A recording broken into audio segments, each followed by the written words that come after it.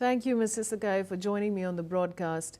And now, well, China and Tajikistan are moving to deepen their strategic partnership. Chinese Foreign Minister Wang Li held his first strategic dialogue with Tajik Foreign Minister Sirojuddin Muhriddin in Beijing, launching a new mechanism to guide ties. Wang said the relationship has reached new highs under the leadership of Presidents Xi Jinping and Emomali Rahmon.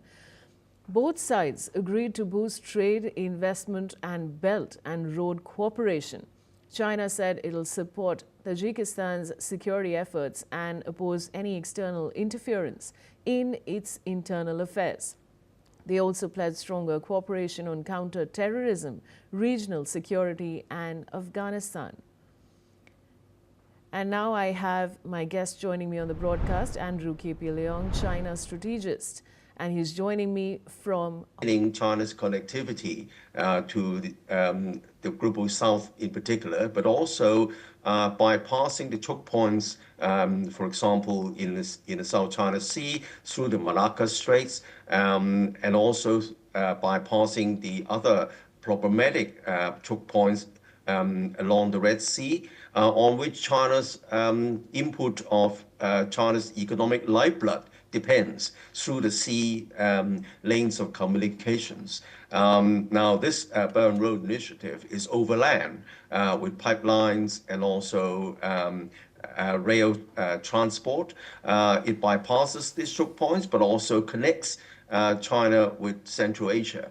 So I think it is a highly strategic initiative. And then, of course, the landlocked countries, they are quite rich in natural resources, but then the economy is hampered by the lack of connectivities, because these are the states surrounded by land with no opening to the sea, and they have got very limited transport facilities to export their quite abundant mineral and other resources. So the China's Belt and Road Initiative brings along this infrastructure connectivity, and Tajikistan, of course, is also a very important country, very rich in natural resources as well.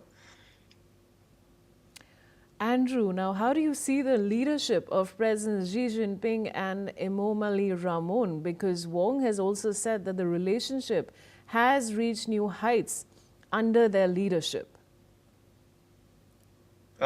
Because all these Central Asian countries is part of the this huge trading bloc with the Central Asian countries connected with the world, with the Shanghai Cooperation Organization. The Shanghai Cooperation Organization in recent years has attracted the participation of countries even outside Central Asia.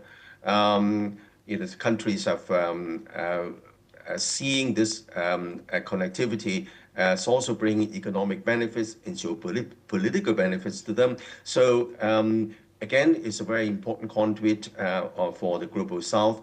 And under President Xi's leadership, the country is moving towards doubling down on China's connectivity, which of course is China's strategic advantage against, for example, President Trump's tariffs a wrecking ball, which is disrupting the world's supply and value chain. And by pivoting to the global south, which accounts for an increasing proportion of the global economy, in fact, China's export growth, in spite of the dwindling export to the United States, overall has in fact increased during the past couple of months, owing to China's pivot to the global south. And of course, the Shanghai Cooperation Organization, together with countries in the Central Asia, a very important part of it. And Andrew, my final question to you is about a very important issue, which is very, very important globally. Now, both the countries have pledged stronger cooperation on counter-terrorism, regional security, and Afghanistan. What would you like to say on that? Well, of course, Afghanistan, again, is a very important passage route along the Belt and Road Initiative. Particularly Afghanistan, of course, suffered from years of wars, tracing back to the war on terror, and then with disastrous results for even the United States, and the United States eventually retreated from Afghanistan with tail behind its legs, as it were, because all the war on terror created was a havoc in these countries, and without improving Americans' influence. But on the other hand, the Afghanistan now is controlled by the countries like the Taliban, and of course that they are not they're just learning how to govern a country properly. And they need the infrastructure which has been devastated after all these years of war. And so they need China's investments in the infrastructure, improving the livelihood of the people, stabilizing the country. Now, Afghanistan also, of course, is Islamic state, and the problem for China is that the Afghanistan is connected with the Islamic extremist movements in Xinjiang,